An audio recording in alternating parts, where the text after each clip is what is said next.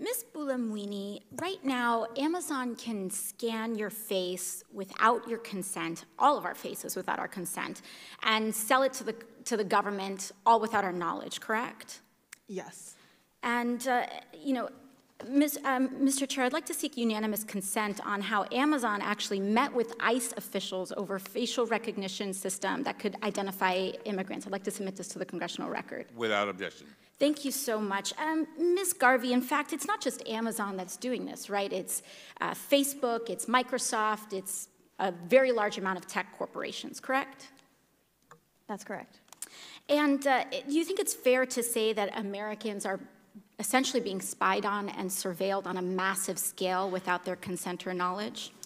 I would make a bit of a distinction between what Facebook and other companies are doing, but yielding to Ms. Bulamwini for more specifics on this. I will say most of the law enforcement agency systems operate on DMV databases or mugshot databases, so information that has been collected by agencies rather than companies. Great. Thank you, thank you. And Mr. Ferguson, one of the prime constitutional concerns about the non-consensual use of facial recognition technology is rooted or alluded to in the 14th Amendment, correct? It's correct, it's one of them.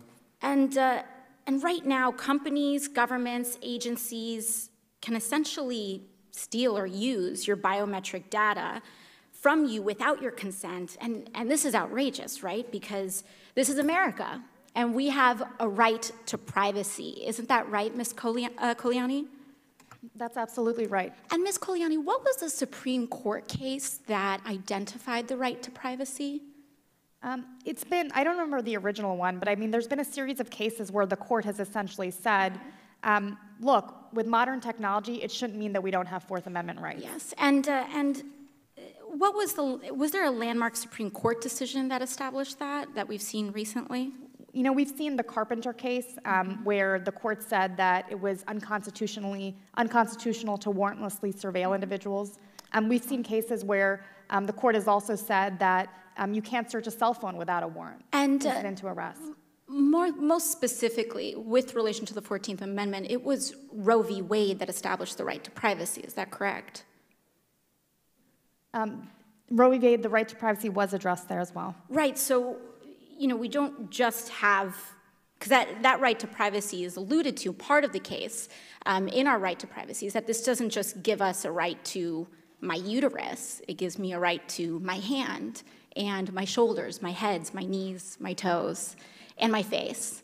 And so in some ways, part of the case, although it's not all of it, there's a great deal rooted in the 14th Amendment with search and seizure, but in our right to privacy, we also see here that this is about our entire body, our right to our entire body. And the similar principle that keeps a legislator out of my womb is the same principle that would keep Facebook and algorithms off of all of our faces. And so do you think it's fair to draw that connection? I think that when we're talking about privacy, it is important to think about more than our face, right? So we're seeing the FBI use things like voice recognition and gait recognition, all different types of biometrics that I think fundamentally raise some of the same privacy concerns that have been talked about by all the panelists today. Thank you so much. And Ms. Bulamwini, I heard your opening statement, and we saw that these algorithms are effective to different degrees. So are they most effective on women? No. Are they most effective on people of color? Absolutely not. Are they most effective on people of different gender expressions? No, in fact, they exclude them. So what demographic is it mostly effective on? White men. And who are the primary engineers and designers of these algorithms? Definitely white men.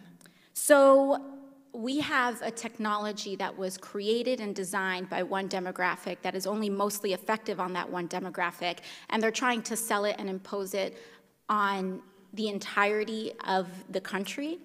So we have the pell-mell data sets being used as something that's universal when that isn't actually the case when it comes to representing the full sepia of humanity. And do you think that this could exacerbate the already egregious inequalities in our criminal justice system? It already is. Thank you very much. I yield the rest of my time to the chair. How so?